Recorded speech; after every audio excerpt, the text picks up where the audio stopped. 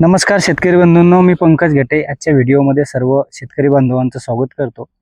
शेतकरी बंधूंनो, आज आपण एका विषयावरती माहिती घेणार आहोत। ते म्हणजे बघा, माझ्या पाठीमागे बघू शकतात आपण इथे केळीची लागवड केलेली आहे।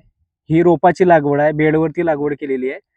परंतु आज माझा थोडासा विषय वेगळा असेल, तो म्हणजे केळीची लागवड केल्याच्या नंतर आपण रासायनिक खते कुठली वापरली पाहिजे किंवा कोणती खतं आपण रासायनिक खतांच्या माध्यमातून त्या पिकासाठी पूर्तता केली पाहिजे किंवा दिले पाहिजे, त्या विषयावरती मी बोलणार आहे।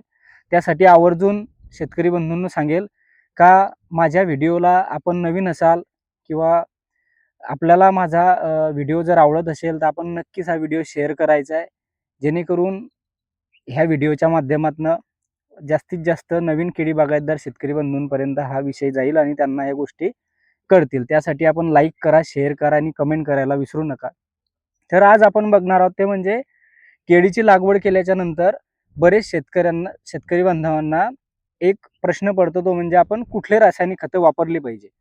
आज या व्हिडिओच्या माध्यमातून माझे मेसेज किंवा जिथपर्यंत शेतकरी बांधवांपर्यंत जात आहेत, तर बरेच फोन येतात किंवा कोणी प्रत्यक्ष भेटून विचारतं का आपण रासायनिक खतं कुठले टाकले पाहिजे किंवा कुठले घेतले पाहिजे। तर बरेच शेतकरी बांधव त्यामध्ये सगळं मिक्स करण्याचा प्रयत्न करतात। त्यामध्ये DAP असेल किंवा 10-26 असेल, त्यामध्ये सिंगल सुपर फॉस्फेट असेल किंवा युरिया असेल किंवा पोटॅश असेल, अशी सर्व खतं आपण मिक्स करून घेत असतो। परंतु मी आवर्जून सांगेल का आपल्या जमिनीला किंवा आपल्या पिकाला त्या खतांची एवढ्या मात्रामध्ये गरज आहे का, हा माझा पहिला प्रश्न आहे। त्यानंतर आपण माती परीक्षण केल्याच्या नंतर खतांचं नियोजन करत आहोत का, हा माझा दुसरा प्रश्न आहे। आणि आपण जी खतं देतो आहे ते कुठल्या स्टेजला देत आहोत, हा माझा तिसरा प्रश्न आहे। आणि दिलेले खतं ते झाड किंवा ते केळीचं प्लांट अपटेक करत आहे का, हा पण बघणं अत्यंत महत्त्वाचा विषय आहे।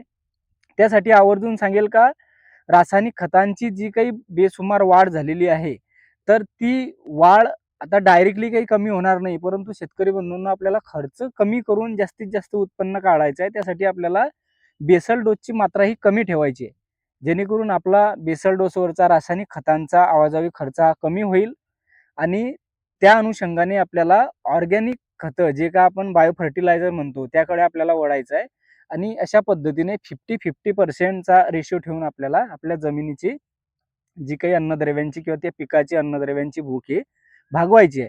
कारण सतत आपल्या जमिनीला रासायनिक खतं दिल्यामुळे आपल्या जमिनीला रासायनिक खताची सवय झालेली आहे आणि कुठेतरी आपली जमीन ही नापीक होण्याकडे किंवा जे काही पोत आहे, ह्या सगळ्या गोष्टी बघता जमिनीचं ओव्हरऑल, तर ती जमीन कुठेतरी आता आपण म्हणू की रासायनिक खतं दिल्यामुळे त्या जमिनीमध्ये एक वेगळ्याच पद्धतीचं आपल्याला जमीन या नापिकी व्हायला सुरुवात झालेली आहे आणि त्याच अनुषंगाने आपल्याला रासायनिक खतं कमी वापरायची आहे आणि जे काही जीवाणू खतं म्हणतो आपण, ते आपल्याला त्याच्यासोबत त्या तुलनेने हे द्यायचे आहे। तर आवर्जून सांगेल शेतकरी बंधूंनो का आपण बेसल डोसचं नियोजन करत असताना आपण कुठली खतं घेतोय, तर ती योग्य पद्धतीने आहेत का, हे पण बघा।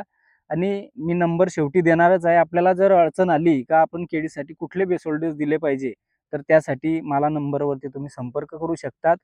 आणि ह्या व्हिडिओच्या माध्यमातून सांगेल का आपण आपला रासायनिक खतांवरचा खर्च कमी करायचा आहे आणि जास्तीत जास्त उत्पादन आपल्याला घ्यायचं आहे। त्यासाठी इथे थांबतो, नवीन व्हिडिओमध्ये भेटूया। जय जवान जय किसान।